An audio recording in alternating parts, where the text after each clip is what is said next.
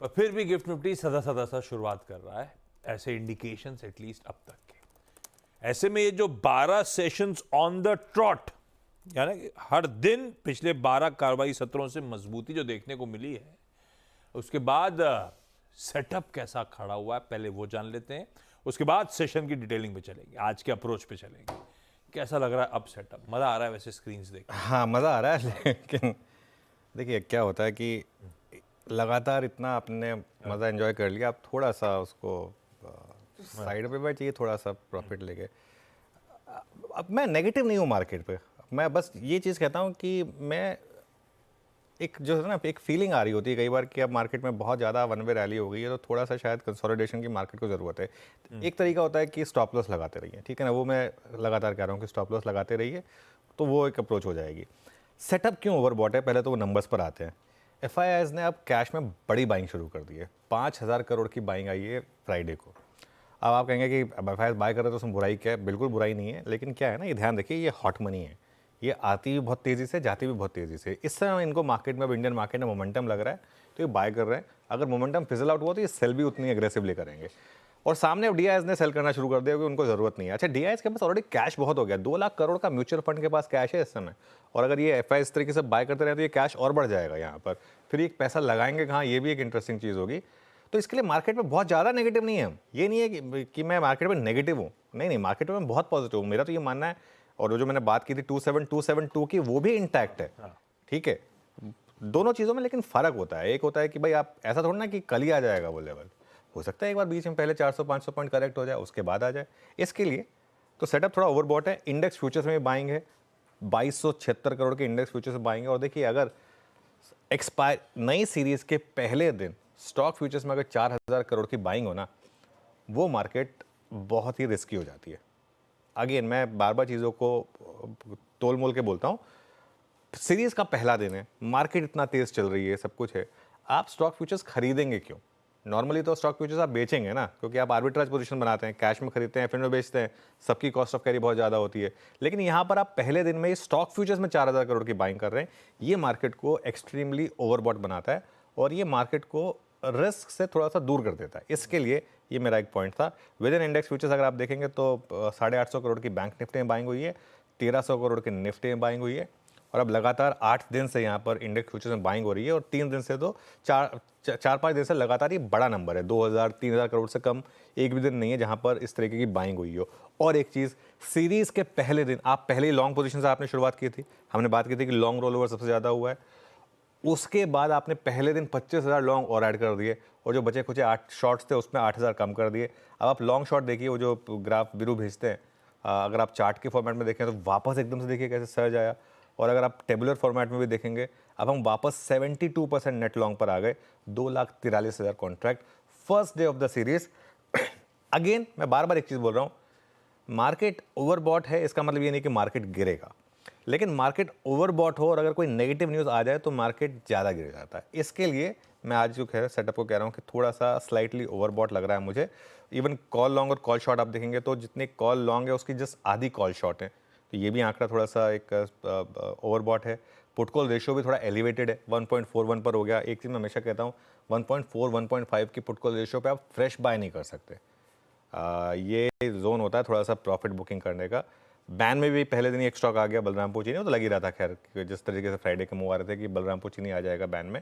तो setup overbought है, market week नहीं है लेकिन सेटअप ओवरबॉट है। इसके लिए मैं इन लेवल्स पर थोड़ा सा कॉशियस हूँ। वैसे भी नई सीरीज़ की शुरुआत है, एक बार देख ले, 2 दिन 12 दिन की रैली कराई है, एक दिन की अगर रैली मिस भी होगी ना, मुझे कोई तकलीफ नहीं है। मैं तो मतलब हमेशा बोलता हूँ कि भाई 12 दिन से रैली चल रही है ना, रोज़ रैली हमने बात की है, एक दिन अगर चलिए 13वें दिन हो भी गई, अगर मिस भी होगी तो कोई बुराई नहीं है। आज थोड़ा सा कॉशियस रहे, थोड़ा सा कॉशियस रहने का दिन। आइए निफ्टी आपकी स्क्रीन पर रखता हूं। फ्राइडे का ट्रेडिंग सेशन भी बढ़िया था, 12वां दिन मजबूती का जो था, 1/3% उछाल। गैप के साथ खुले, लार्जली वो गैप इंटैक्ट रहा। वो गैप इवन इंटैक्ट रहा जब 3 बजे के आसपास एमएससीआई के तगड़े इनफ्लोज आने की तैयारी थी। हमारा जो पहला रेजिस्टेंस जोन था, इतने तगड़े इनफ्लोज के बीच में भी वो इंटैक्ट रहा। हमारा रेजिस्टेंस जोन था 25,272 का, और फ्राइडे के इंटरडे हाईज थे 25,268। बिल्कुल प्रिसाइसली वही लेवल्स थे जहां पे ये थमा नजर आया। थोड़ा सा कॉशियस रहना मतलब स्क्रीन्स पे क्या वॉच आउट करना, वो टेक्सचर बदल रहा है क्या? हम लोग लॉन्ग्स कैरी करके बहुत अच्छा मोमेंटम एंजॉय कर रहे थे, हमने बेस पे खरीदने की कोशिश करी थी इस पूरे मोमेंटम में, उसको बहुत अच्छा एंजॉय करा था। अभी टेक्सचर बदल रहा है क्या बाय ऑन डिप्स वाला? नहीं, देखिए टेक्सचर तो जब बदलेगा तब वो स्क्रीन पे दिखाई दे जाएगा। एक बात, यहाँ पे सिर्फ एक कोशिश हो रही है कि थोड़े प्रॉफिट को कैश में कन्वर्ट किया जाए, थोड़ा प्रिजर्व किया जाए, क्योंकि मार्केट में फेजेस आते हैं, तो एक बड़ा फेज आ चुका है। कई बार ऐसा होता है, मंथ बदलते, सीरीज बदले, मार्केट बदल जाती है, तो वो पॉसिबिलिटी है। पहले तो लेवल्स डिस्कस कर लेते हैं आशीष। पहला रेजिस्टेंस वहीं पर है जो हमने उस दिन भी डिस्कस किया था। अब थोड़ा उसको रेंज कर देता हूँ। उस दिन मैंने एग्जैक्ट लेवल लिया था, आज थोड़ा रेंज बता रहा हूँ। 25,250 से 25,300। 25,268 पर आपका ऑल टाइम हाई प्लेस्ड है, और ये चार्ट के हिसाब से हो गया। बड़ी रेजिस्टेंस कहाँ मिलेगी आपको? 25,350 से 25,400। ऑप्शंस के हिसाब से कॉल राइटर दोनों वीकली और मंथली यहीं बैठे हैं, इसके लिए ये एक रेजिस्टेंस हो गया। सपोर्ट कहाँ पर मिलेगा अगर आप डे ट्रेडर हैं? तो पहले 25,130 से 25,200, जहाँ आपके सबसे ज़्यादा पुट राइटर्स बैठे हैं।